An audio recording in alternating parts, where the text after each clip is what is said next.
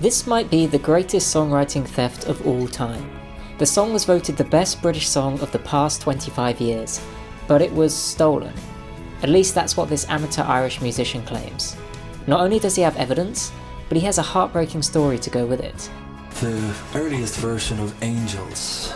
It's 1995, and after starting his career with the boy band Take That, Robbie Williams made clear that he wanted a solo career of his own. One aspect of Take That, however, was unlike many other boy bands, they actually wrote their own songs. Gary Barlow, who would later also have a solo career, was responsible for writing the majority of their hit songs. And so, starting out on his own, Robbie would need to find another songwriter. But you are having problems releasing your single, aren't you? Yes. Okay, can you tell us why or not? Because I know why, but... Because I haven't recorded anything. No, but also... No, I'm joking. The trouble was that not only did Robbie not play any instruments, part of the reason that led him to leaving Take That was at this time he was partying quite heavily. And I turn up every day and I'm just smashed. I'm gonna get some booze. Obsession. Oh, don't. Having left Take That, he found himself one day on a family trip to Ireland. It was a Saturday afternoon. Robbie was drinking in an Irish pub when he met amateur Irish musician Ray Heffernan. I was back in Dublin after getting sacked. My girlfriend dumped me and we had lost this child, so I was back in Dublin kind of going starting again. The two of them had quite a lot in common. Ray had just gone through a difficult time, his pregnant girlfriend lost their baby, and actually they'd just broken up. He was also an amateur songwriter, but didn't have much of a musical career, which suited Robbie because he was a huge star with Take That, about to start his own solo career, but wasn't much of a songwriter. Very naturally we kind of found each other and started drinking heavily together and kind of formed this bond. After a night of heavy drinking, they leave the pub to go and record some songs together, one of which is Angels. It's just the initial idea, not the fully worked out song that we all know, but the idea is clearly there. This is the earliest version of Angels, sung by Robbie Williams and myself at 6 a.m. in the morning, very, very drunk.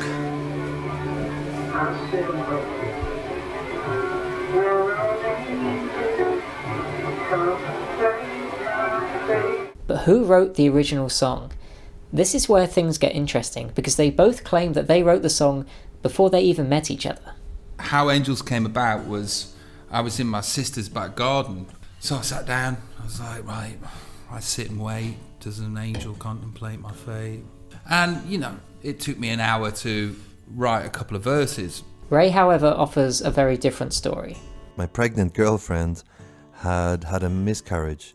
I was starting to write a song about an angel, or, you know, that kind of themed song, you know, based on the conversation with my mother about how I won't have a baby to love, but I love an angel instead. We then know that they both meet each other in Ireland and for a short time become quite close. And during this time, they record this demo version of Angels. Ray seemed to think that they had formed this songwriting partnership and that they would go on to work together. For Robbie, however, it's just a short trip to Ireland and there's nothing more to it. And so he returns home back to England. We spoke on the phone a couple of times after that, and we were then to meet in London at some stage in January. But this actually doesn't happen. Robbie returns back to his hometown of Stoke-on-Trent and they lose contact. That is until Ray suddenly appears uninvited. And there was a knock at the door. So I said, Raymond, what are you doing?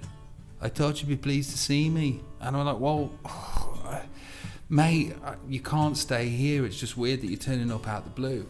And I gave him a couple of £100 and said, go get yourself a bed and breakfast and go back to Ireland. And that was the first time that I really realised kind of, okay, the mood has changed here. So I left. At this point, neither of them know that it's going to go on to become this massive hit. Ray actually admits that at this point it was just another song in a bag of songs. But either way, it was either initially Ray's song and Robbie stole the idea from him, or it was Robbie's song, and Ray at best misunderstood what was happening, or at worst was trying to steal millions of pounds from the song's publishing. He had given an interview to some journalist in Ireland saying that he was writing songs with an Irish songwriter, and he had mentioned actually that we had written a song together called Angels instead. You know, it's the first time I remember reading the title of the song was from his interview, you know. So there was still this kind of, okay, well, what's going on? Back on his own, Robbie meets professional songwriter Guy Chambers. He and Guy would go on to work together for a number of years and write and produce many of Robbie's biggest songs. It's only when Guy starts working on the song does it go from this initial idea into the finished song that we all know. He walked through in the room and he sang me the opening lines just on his own without any instrument, just it was in his head. And I went, oh wow, that's good. Once we got to the end of the verse, he didn't know where to go from then on, and then I suggested going to the chorus. Word soon reaches Ray that the song is going to appear on Robbie's debut album, Life Through a Lens. And so, Ray's lawyer gets in touch with Robbie. Then I get a letter from a lawyer in Ireland, and my client, Mr. Raymond Heffron, has not only wrote Angels, but he's also written All Before I Die. And I was like, no, not that one. Some song about angels or an angel instead. And his management said, yeah, there's a song on the album called Angels. But Robbie says that it has radically changed since the recorded version you have in Dublin. It was released as the fourth single from the album. South of the Border, the third single, was such a flop that many consider Robbie's career to be over. So it was a bit of a miracle that Angels became the song that it did. The other unfortunate thing is that there's no evidence to actually prove who wrote the original song. They have this early demo version, but either of them could have written it, and so they end up with this he said situation, and if it goes to court, it's just a case of who believes who. The case is settled out of court, and Robbie pays Ray £7,500. And that money went a long way to paying for the residential care that I was currently receiving in the Rutland Centre Rehabilitation Clinic. Had the song been another flop like the previous single, £7,500 might have been a fair deal, especially because Ray was told that it was radically different from the version they'd recorded together. And then the first time I heard the song was when I went into town and bought the album. When I heard the opening line, like, you know. Naturally then, if Ray's story is true, then not only is it unjust, but he's lost out on millions of pounds, and he does still claim that it's true. In a video uploaded just a few years ago, he maintains his side of the story. But there's no way of proving this. Robbie claims that this is just a myth, and Ray's story is made up. And even if there is some truth to Ray's story, he only had the very beginning of the song. It wasn't as if he wrote the whole thing. There are, however, some positives to take away. First of all, they both agree that Guy Chambers helped to take the initial idea and make it into a hit, so credit to him.